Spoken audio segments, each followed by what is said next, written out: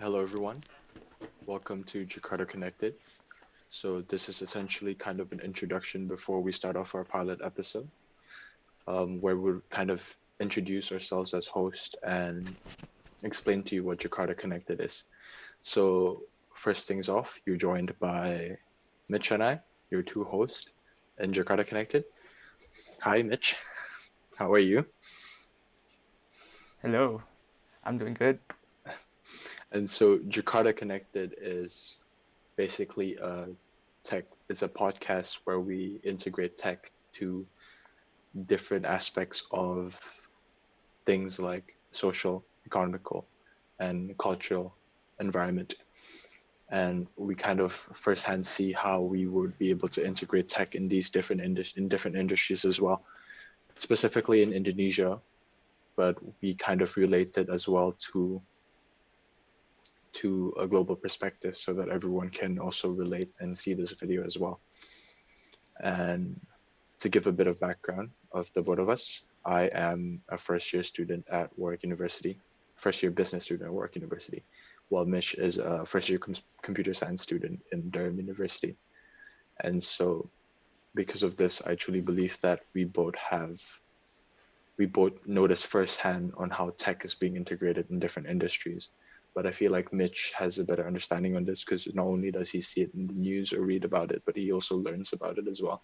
If you could give a bit of introduction of yourself, Mitch. Right, thank you, Cannon, for a brief introduction. So as Cannon said, I am currently in my first year of my computer science degree in Durham University, and ever since I've started my first year, I've been exposed to so many different aspects of technology and how it has a major impact in our daily lives. Um, my curiosity and interest in technology started from the basic things like 10 years ago you use flip phones and you play video games on your PlayStation. That's where it all started, and I wanted to know how it all works. So Minecraft. I decided to open my mind. Minecraft too, yeah, that's true. Minecraft, and it has opened my eyes, and it opened my mind as well to the increasing usage of technology year. Every year it just increases, and it's amazing. We're in like a technological revolution ish, and imagining 10 years ago, touchscreens were just the thing of the thing of sci-fi. It's science fiction. It's never been thought possible Steve Jobs walk on the stage with an iPhone. It's crazy. And I truly believe that technology will be a vital part of every every aspect of anything of businesses, of family life, everything. And it is it benefits um almost every single person if everybody knows how to use technology. It must be taken advantage of by both the by new work by like younger people, older people, the current generation. We all need to take advantage of the technology, and we are here, Ken and I, we are here to help explain how technology affects not only in Jakarta but also in the worldwide as well. So back to you, Cannon. Cool. Right. So starting off the first episode, our first episode is about how tech is integrated in the consulting industry, and we have a partner from Deloitte Indonesia come in and talk more about himself and how how the consulting industry started using tech much more often and how they've integrated it into everyday use. And so I'll probably leave it off at that. Hope you guys enjoyed the rest of the video and show us some support. Um, so yeah, see you guys. Enjoy. Hello everyone, and welcome to Jakarta Connected. So today we're joined by a very special guest on our first episode, Brian. If you could kind of like introduce yourself and what you do. Yes, good morning. Good morning, world, I guess, from here from Jakarta. Hi, Canon. Hi, Mitchell.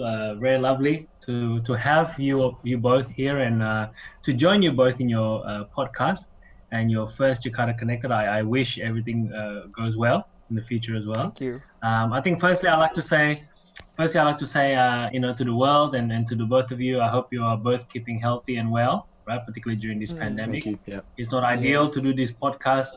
It's not ideal to do this podcast via different types of locations, but I think in due time, hopefully we can all meet and be together.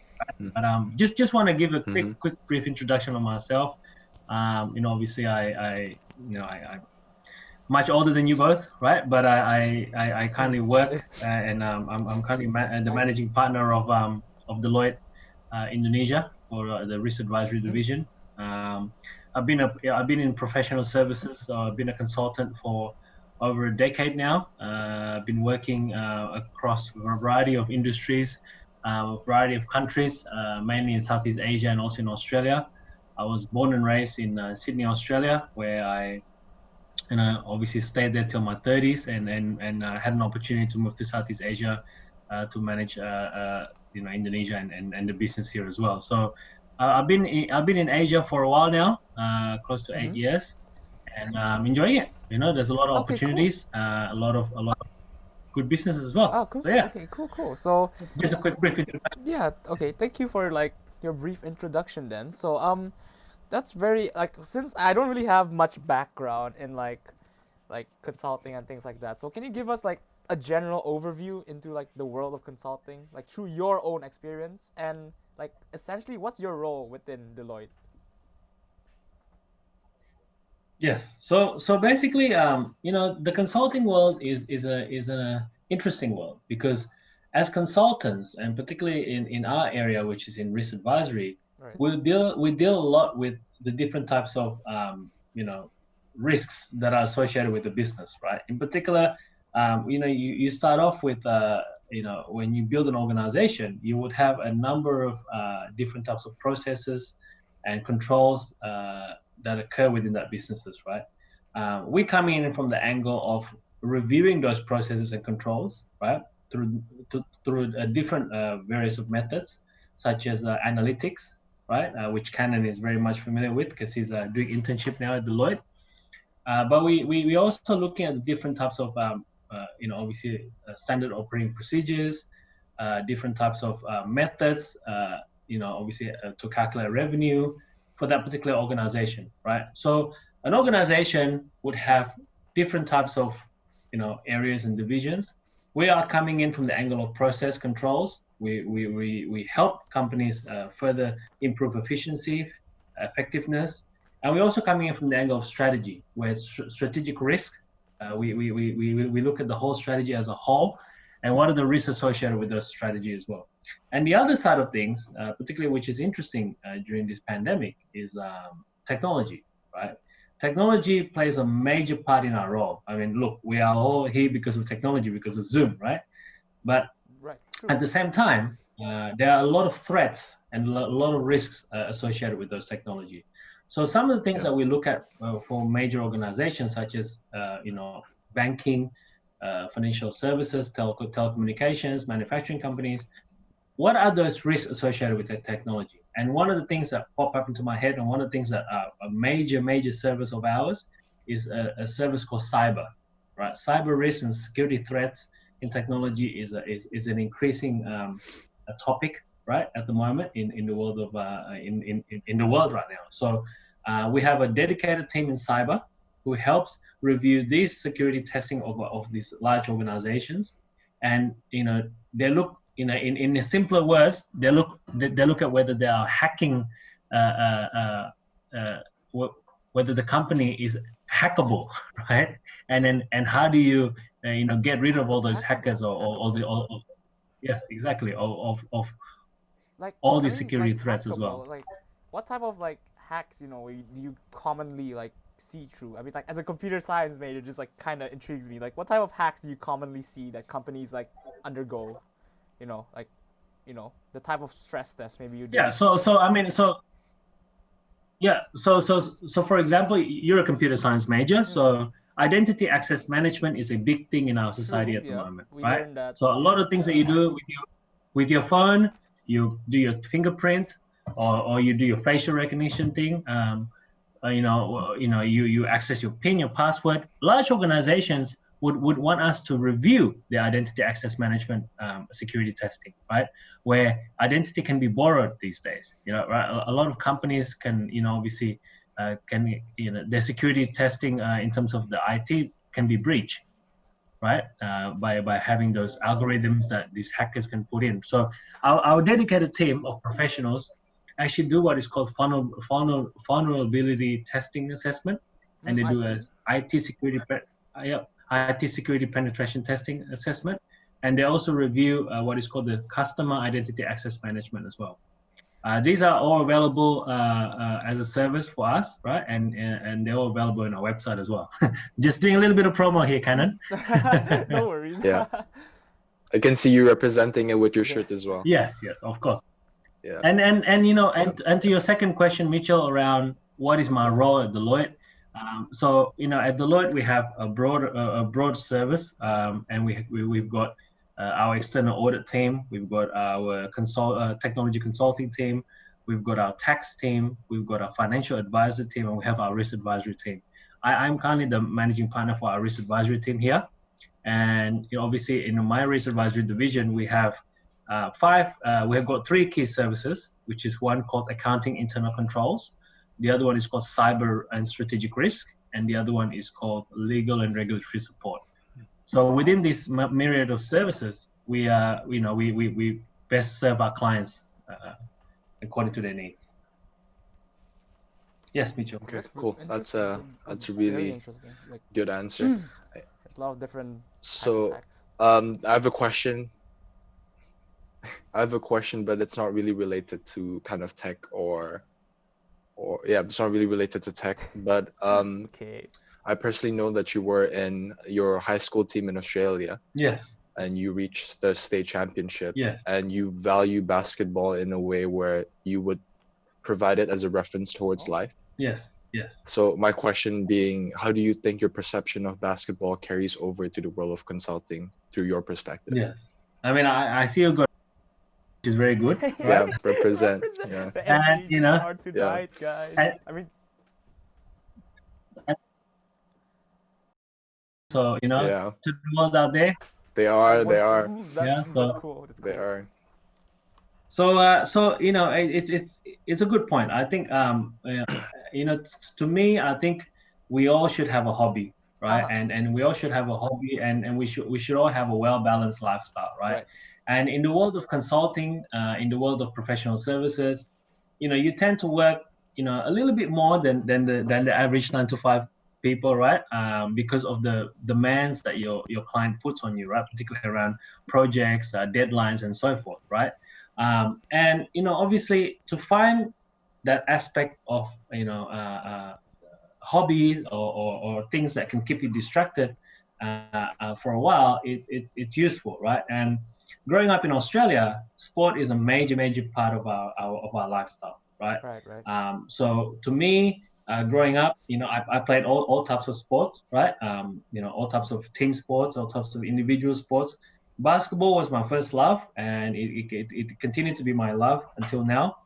I did, you know, reach pretty good, you know, times. But back in my younger days, as I kind of would know, and even now, I still do play occasionally, you know, with some friends and things like that. But why does basketball translate to my day-to-day theme or my day-to-day motto?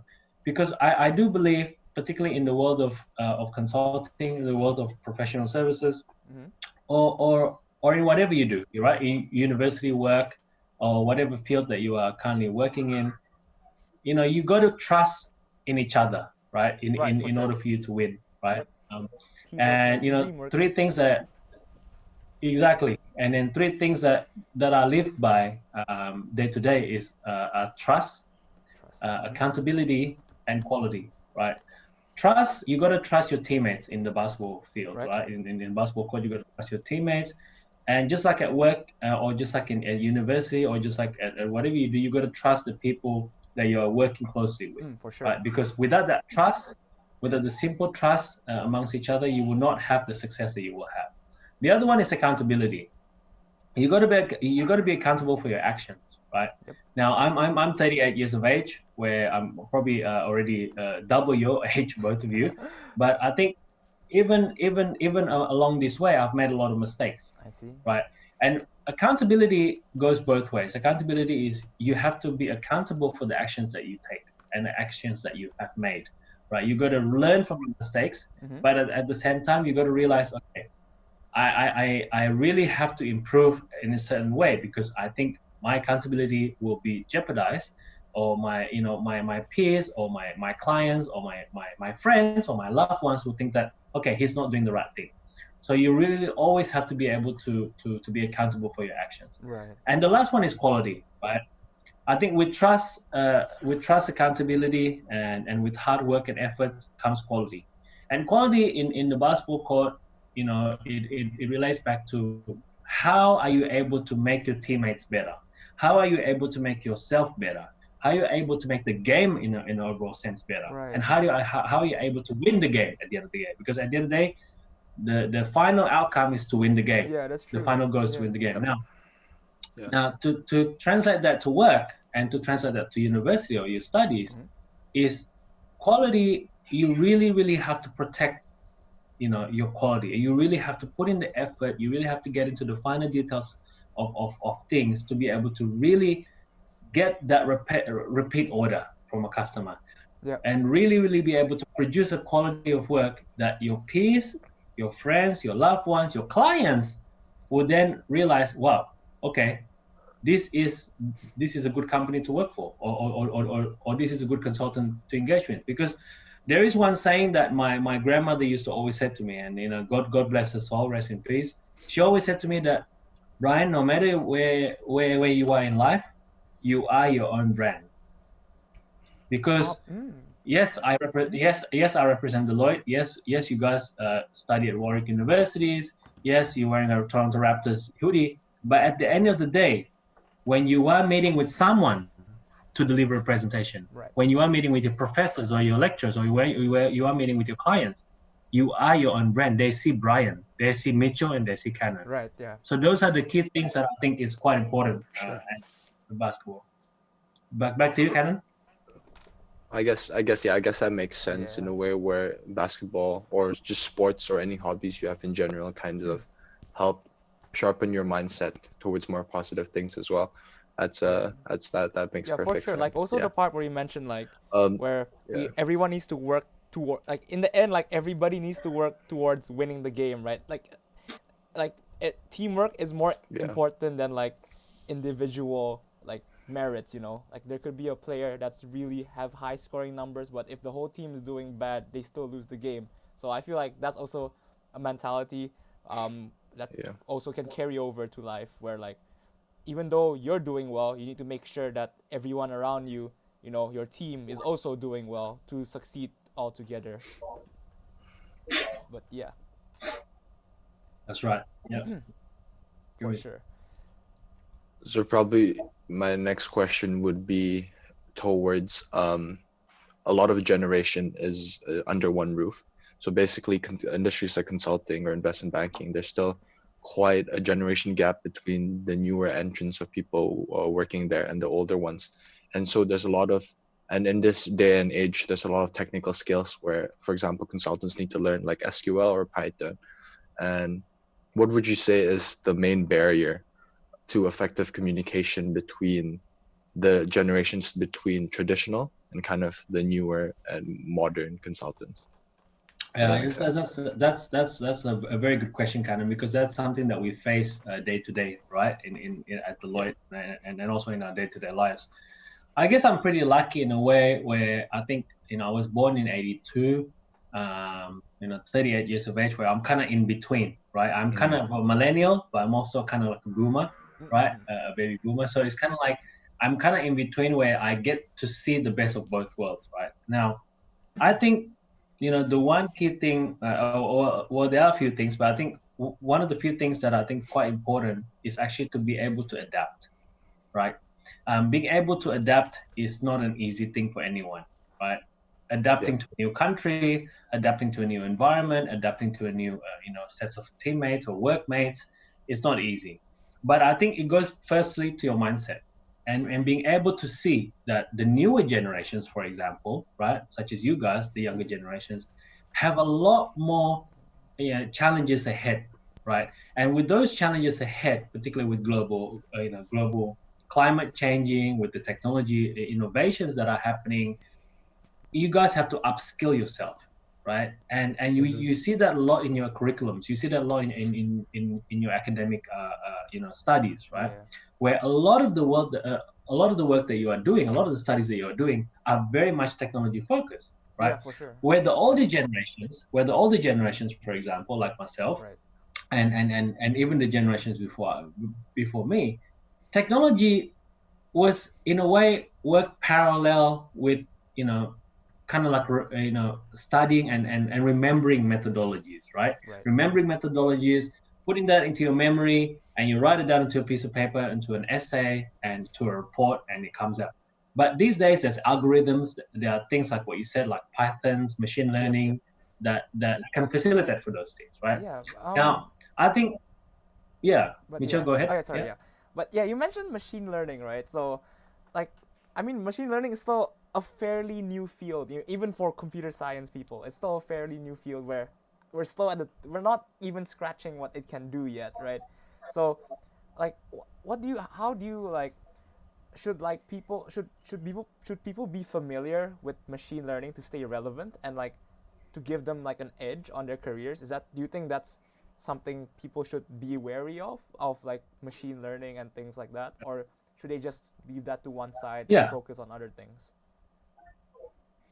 Look, I think, Mitchell, I think a bit of both. Because I think all this automation, all this robotics process automation and machine learning, they are very good technology that will definitely help the shape of the future and help the shape of the businesses. But at the same time, you still need human knowledge, right? You still need to be able to have humans, as you know, obviously professionals such as hopefully one day yourselves, to be able to operate and write it and write the right code for those things, Yep. right? I think the one thing that the society and the world is lacking right now is just leaving everything to technology, Right. which is fine. But I think the human element piece is still going to be there, right? Of Because you course. still Yeah. need to understand what are the expectations from your clients and things like that. And back to my earlier point, I think that adaptability and that mindset piece is very important, right? So I touch up on the younger generations, Yep. but the older generation, so the baby boomers, maybe the people that were born before the 80s, right, For sure. or even early 80s, Yeah. is that we tend to rely a lot on knowledge. And when I talk about knowledge, I'm talking about here in our heads, right? The Right. Right. knowledge and and and and the things that we are stuck with in terms of learning, right? Right. Right. I Now, get the you. adaptability, sometimes you have to realize that the younger generations actually, they are rising up and they are building all these new technologies, they are building all these new innovations that can actually benefit us later on as well. So building that gap is not easy, Canon, right? Building the Yeah. expectations gap is not easy, but communication is what I try to encourage my people at Deloitte is that we got to trust the young ones. Mm. We got to understand Mhm. that they are going to be the next generation. So we do have a lot of programs called the Next Generation Leadership, and we have a millennial program. We encourage people to learn, right? And Canon, as you know, we at Deloitte we never stop learning. We always Yeah. do our masters. We always do our different types of certifications as well. So I've got a partner of mine. He's probably in late 40s or close to 50s now, and he just finished a certification in Python and in machine learning. Mm. And for him, it's something that, wow, like he sits in a classroom with a bunch of 20-year-olds and 19-year-olds, Nice. right? But he loves it. He loves it because he's able to close that gap, and he's able to change his mindset to know, okay, this is what the future looks like. So to me, I think at Deloitte we definitely carry on that culture as well, Mitchell. Right. Thank you. Okay. Very interesting. Like, yeah. So Mitch, an interesting fact. Brian actually just recently got his law Oh, degree as wow. well. Um, Yeah. Wow. Okay. That's cool. My brother is gonna I mean, take so law I as guess well, it kinds actually. of yeah. So that's and interestingly enough, obviously, I started this law degree journey years back, and then I finally completed it. And my very last unit was on technology and law, where they talked about they talked about lawyers being no longer using a courtroom. So we had to develop a chatbot with the help of Canon, right? and I had to actually write a report on why do lawyers still need to exist. Now, can you imagine studying a law degree where you actually your final thesis is actually talking about why do lawyers still need to exist because there's technology. I mean, So I feel like a lot of exactly. So there's I mean, like I feel like I mean my experience with law is only the game Ace Attorney, but then, um, like I feel like a lot of people are also under like that stress. Like the reason why I did start pursuing why I start pursuing computer science. I mean, obviously I was intrigued by technology since I was young and things like that. I always wanted to know how computers work. How like how people made video games and things like that. I was intrigued by that, but then a big factor was how like my parents my parents also did push me towards the direction of technology, because originally my idea was not to take computer science. My idea when I was like maybe maybe 4 years back, maybe 4 to 5 years back, was probably to take accounting, to be honest, to be accounting. But then I thought to myself, I technology is like, we probably could make a program that does the accounting for me. So why would I Yeah. want to take a major in accounting while I can be the thing making it do the accounting for me. So that's why I went towards that. So in with that, with that thought in mind, like it is obvious that that there will be technology that will replace like like a lot of different jobs. Like don't know about manual labor, but a lot of different jobs. So what do you think, like how should the industry like use technology to like help how to use technology to help like their industry instead of like replacing like every human being with technology? What is your thoughts on that? yeah.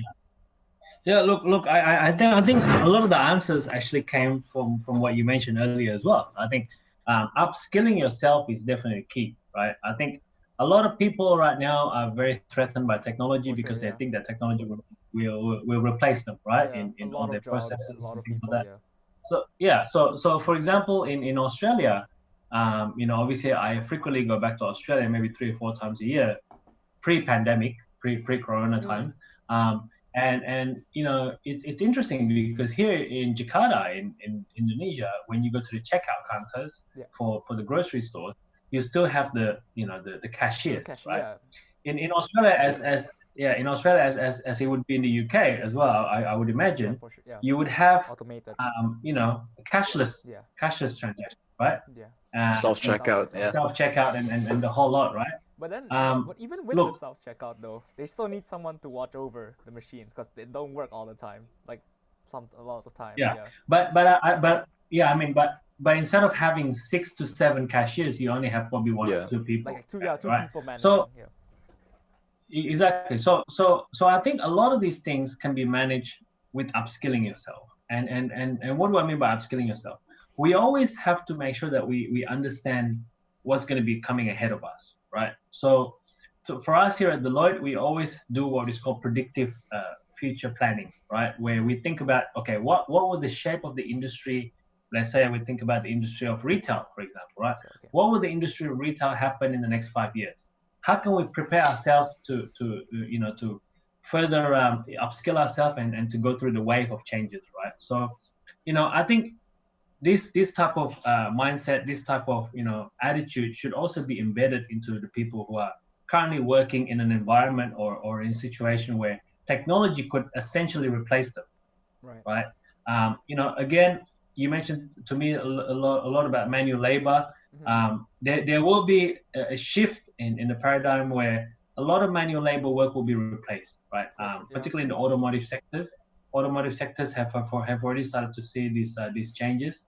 There's going to be a lot of changes in banking and financial services, where Banking. due to this whole corona and pandemic services, a lot of banking, particularly in Asia, where a lot of the banks are still doing a lot of face-to-face interaction.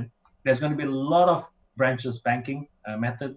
There's going to be a lot of digital banking implementation, and also obviously in some parts of Asia, a lot of transactions that happen over the counters, a lot of things that are happening within the retail world will now shift to the online world, right? Now, Yeah, for sure. Yeah.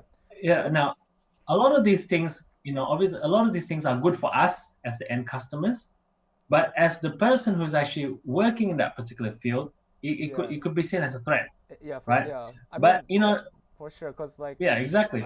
because my like my mom used to be an accountant also, and she voiced her like thoughts on the whole technology thing as well. How there was she thinks that machine will one day replace accountants, and there will be only a few. They only need few people to manage those machines to do the accounting. So that's why she voiced that to me, and I feel like I understand her as well in that sense. So yeah, Yes. so like Oh, yeah. look, definitely. I mean, definitely. I mean, we are also here at Deloitte. Obviously, our we are all pretty much accountants, right? And then and definitely what we do in our audit business, obviously, we develop a lot of tools and a lot of technologies Mm-hmm. that can help better serve our clients, right? And we have a tailored technology and tools and solutions that cater for different types of industries as well. So what that means is not only do we educate our people with this technology, but we also educate our clients at the same time. So at the end, we'll have a more sustainable business for both the clients and for us as well. Right. Okay. Would you say from the consulting perspective that because of technology, you've been able to get more clients or more people are willing to work with consulting services or consulting services companies because they kind of want to shift from a traditional method to more of a digital era? Yeah, look, I think Canon. I think in terms of every client's different, right? Every client will Mm-hmm. have their own different types of goals and strategies and expectations as well, right? For us here, again, we segmented our services and we cater this towards the client's needs, right? We also have Okay. different types of industry specialists, which we help manage those type of expectations that the clients have. So normally, from the start of the journey until the end of the journey, and most times the end keeps on keeps on going, which is very good for us. But firstly, the first thing that we need to do is actually really set the clear expectations and goals and the right scoping for that particular client, right? We tend to ask our client, all right, we have this project for 6 months, right? But what would be the outcome for the next 5 years? Where would you like to see your company globally or locally or even which area do you want to get venture into, right? Which companies you want to buy, which Mm-hmm. companies you want to merge with, and we work backwards from there, right? We create obviously work scope in accordance to the actual outcome, but at the same time we supplement that with a lot of innovations and initiatives. So for example, one of the clients that you're working on, and we cannot mention clients here, Canon, obviously, but you're working for one of the clients that you're serving is one of the largest manufacturing companies in the world, right? And this company has a lot of strategy, has a lot of expectations, has a lot of goals. We helping them in terms of analytics, but there are also other aspects that we can help them with. Human capital, how did they reorganize their structure, particularly during the Yep. pandemic? What is the future smart workforce for them look like, right? What would be their revenue stream? Would they still get the revenue stream from their top 5 businesses, or would that now shrink to 3, or would that expand to 7, right? So these are some of the things that we have to sit down with them. We really, that personal relationship, that trust, accountability, and quality all come into effect when you meet with the clients. For Yeah. sure. No, yeah, that's So like you, makes like sense. you need to That's know a good what answer. like Yeah. you gotta need to know what like your clients want and things like that. You know, it makes it Yeah. makes a lot of sense. And like It's more of a project to project basis. yeah, Yeah. for sure. But like yeah, and like okay, so the one thing that's like you mentioned what's it called? You mentioned like a while back about like how banks need to go digital. With the whole situation now, banks need to go digital and things like that. I mean, even like in the UK, obviously, almost like banks, there's the app. You can just transfer money through apps and all of that, contactless payment and things like that. So for these type of like things, it's very essential that like they get their security right for sure, right? So how do you like how do you tackle like stress testing, you know? Do you make a program, then you try to hack the program, or is it like that? Do you do that? Like you make your own program first, then you try you try make your programmers hack the program they make in order to see if it's good, or do you do it through a different types of like stress testing? That's like from a just from a security standpoint, how do you make sure it's not vulnerable in a certain area or something like that? Look, Wait, let me understand that question. Yeah. Sorry. So you basically mean that whether to test whether a program's hackable, you hack into it to see if it's Yeah, hackable. yeah, Is yeah. that That's what you what I mean? mean. Like, do you do that? Is that Okay. because like Okay. I Yes, feel sir. like when I make a program, I usually like give it over to a friend and ask him to break it as much as possible to see if it's breakable or not. And does that also do you guys do that too, Okay. or is that just Okay. me? Look, I think Mitchell, particularly when you talk about a particular sector, which is the financial services and banking sector, Right. they have a very, very strong security network, right? Mm-hmm. And it is governed by the regulations here in Indonesia and all over the world, in Australia and all over the world, that you would have a certain requirements that you have to meet, right, in terms of regulators' expectations. Now, what we do here in terms of you mentioned you mentioned variety of things there. You mentioned stress testing. You mentioned obviously security testing. What we do is we help them assess whether their security testing, whether their stress testing, right, is up to the current standards of what the regulators needed, right? Yeah. Obviously, we have different types of expertise that can help assess the different types of software and systems that they use. And at the same time, we also provide a benchmarking. So a lot of the banks would want to benchmark, with their regional headquarters or with their global counterparts. We have a variety of clients across the world, right? Right. And sometimes best practice, benchmarking is definitely things that we do as well. I see. So Okay. yeah, so I mean, in terms of hacking and stuff like that, Mitchell, that's probably something that you do I mean, not yet, at not yet, not yet. at Maybe, not Deloitte. yet, not yet. Maybe, not yet. At Deloitte, we help companies to prevent from having people like you, I guess, to hack into them. I don't have the skills yet, yet. But like, yeah, okay, makes sense, makes sense. Yeah, Yeah. yeah. Sounds like going through that much test will make it a really strong security system, especially digitally. So yeah, makes a lot of sense. Good. Yeah, to get it up to standard. I guess that makes sense. Yeah. So there's this. I have a curiosity. It's regarding more of kind of the education in Indonesia specifically. But you still notice that a lot of education in Indonesia is quite traditional, and with the rise of a lot of potential, a lot of students are looking more into their future, and some would probably want to be in consulting, but these schools might not be able to provide them the necessary skills that they need. So how would you say to like the advice to these students on how they're able to kind of branch out and look for things that will help them to develop their future career, Yeah. specifically in consulting? Yeah. So look, I think the education industry has improved significantly since the days when I Yeah. studied, right? I think Mm-hmm. we talked about the technology aspect of curriculum in whatever field you do, right? Whether it's accounting and law, or marketing, or things like that. I do feel like obviously there is a wave of changes occurring at the moment, particularly with the rise of online schools, right? It is interesting to see whether the online programs that you guys are currently doing now, the online study that is currently happening across the world Mm. due to this pandemic, whether that will be effective, right, in terms of getting that knowledge, right?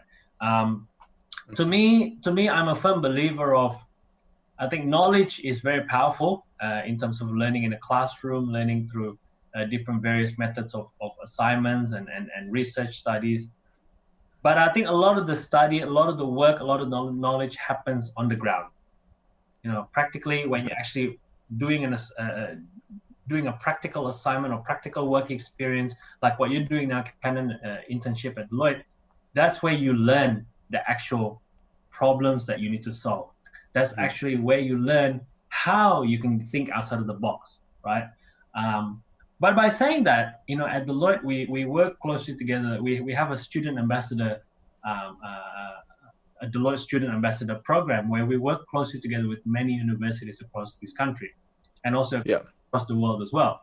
Overseas Right? as well. Overseas as well, right? So we tend to do a lot of student visits and a lot of campus visits where we give a spiel, half a day spiel, a 4-day spiel on what is the world of professional services look like, what is the world of audit look like, what is the world of tax look like, and what is the world of risk advisory and consulting look like as well, right? And by doing that, hopefully we can enhance obviously the thinking of our students, right, from these various universities to think about really which aspects of professional services they want to get into, right? Now, gone are the days where, us being one of the big 4 companies in the world, gone are the days now where I think a lot of our people need to be really accountants, like they need to be chartered accountants, CPAs, and the whole lot. These days, we tend to look for people with a little bit more technology mindset, with a little bit more business mindset, right? Because I think, being a professional where you're actually really a technical person is a very, very good. Because, but particularly in the area where you are, Canon, in analytics, right? You really need to know your algorithms. You really need to know how you can further do process efficiencies and things like that, right? But through the tools of analytics. But how do you put that into business concept? How do you present that to your client? How are you able to speak to how are you able to speak to your client to say that, look, this is, we've got a team of technical people that can do this, but this is what you need to do for you to be able to move up to the next position, or in terms of your company ranking in the world, or this is the way you can increase your revenue. So these are some of the things that we look forward in our students. Having a high IQ is a good thing, but having a high EQ is even a better thing, right? A high EQ will take you a long, long way in terms of the business world. So I guess that's probably a message, for all the students, including yourselves, from me in terms of that. Yeah. I feel like there should be a good balance. Between technical skills and the business mindset. I guess Correct. That makes sense. Correct. Good. Mitchell, that do you makes have a lot of sense. do you have any questions for him, Mitch? So, I mean, okay, but I'm diverting back to technology again because I'm always going back to technology. But then, there was a part where there's a part of technology that's still growing. Obviously, I mean, it's still it's not tapped into yet. The potential is still there, and the thing I'm talking about is artificial intelligence. So, do you think that AI, in the future, will provide any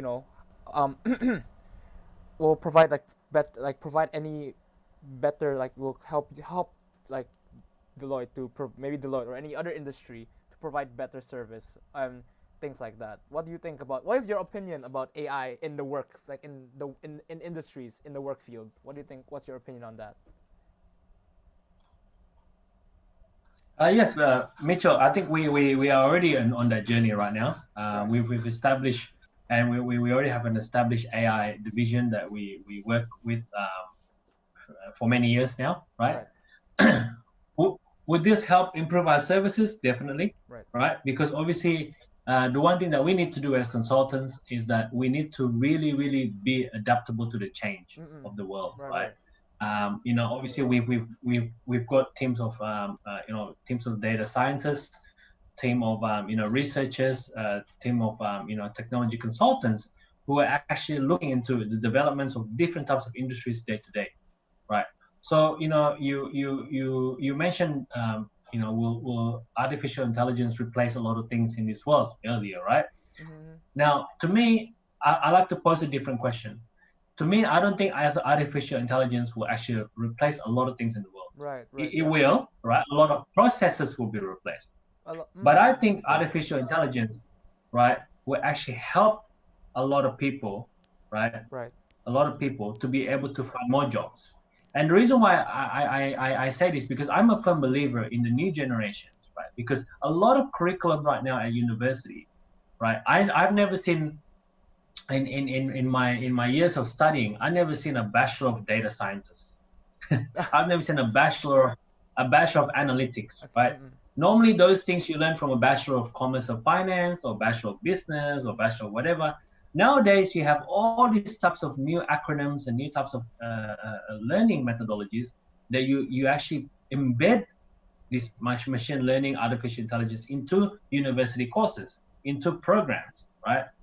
So to me, I think artificial intelligence in itself have created a lot of future jobs, have created a lot of Yeah. future career opportunities for people, right? Mm. So that's actually something that we actually at Deloitte here as the partners and as senior leadership, we actually really encourage our staff members and particularly our young upcoming student ambassadors to keep on learning about those things Right. because you will be the future of business Right.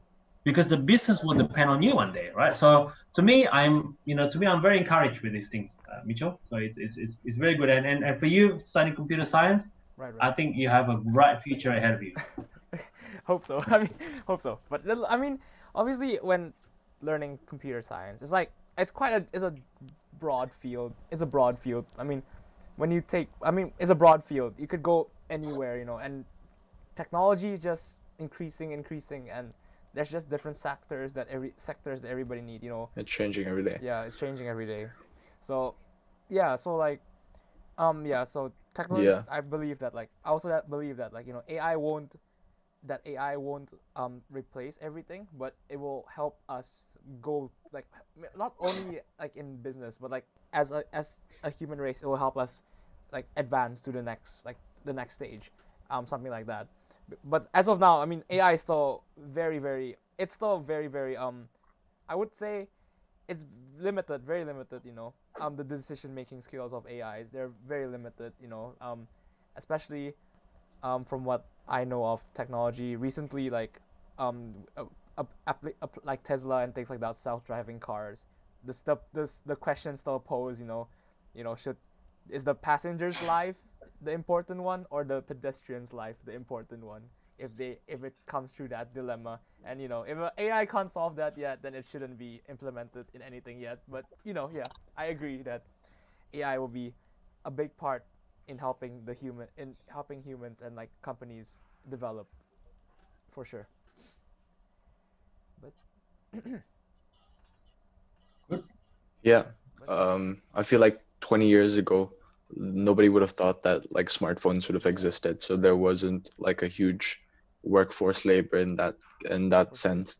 But now like you see a lot of people are working towards tech companies. So I feel like it'll be the same thing towards the future Yeah, where for sure. there'll be new jobs open and a lot of Exactly, people will be exactly, working. exactly. I mean, look, we all tend to think about, or we feel sorry for all these people that will lose their jobs, which is, sometimes it does happen. But one thing that we never talk about is the rise of startups, right? Rise of startups create jobs. For sure. Yeah. Rise of startups and rise of technology and innovation create jobs. Yep. I mean, look at, you mentioned Tesla before, right? It's a great Yeah. brand, it's a great car. Tesla has a lot of people working for them, right? Yeah. As one of the rising companies in the world. I mean, 20 years ago, you would never have thought that companies such as in Indonesia, for example, Traveloka, Grab, or Gojek would happen, right? Yeah. And now they have a big office. They've got a lot of people working for them. So, so it's a blessing. It's a blessing. I believe Yeah. technology, like the everybody in this current generation, having technology is such, it helps us advance so much quicker, I guess. like 20 like as Ken said, 20 years ago, everything we have now is kind of it's like fiction, science fiction. Everything we have right now 20 years ago probably will be That's said right. as science fiction. Touch screens, calling people from across the world, that don't sound real 20 years ago, but here we are now having all of that. So I feel cuz it's just, I feel like people who can't who don't want to, I mean, people who still are questioning technology in the future still is the change is relatively quick that we suddenly jump into this technological like phase of humanity. So it makes sense that some people, That's yeah, right. some people still don't are wary about it, or still think that they still stick to like the older ways. But um, as you said, the newer generation will be the one that's will be the one shaping the world and making these new businesses, new startups, and things like that.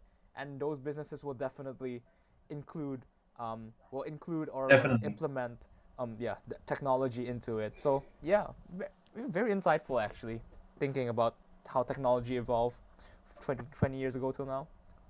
It's crazy to think about that.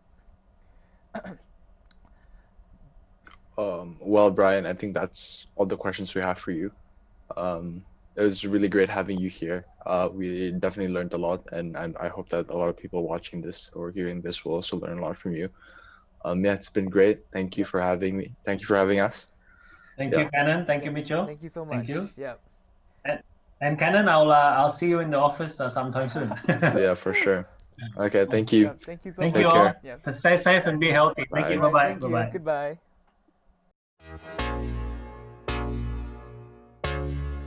Goodbye.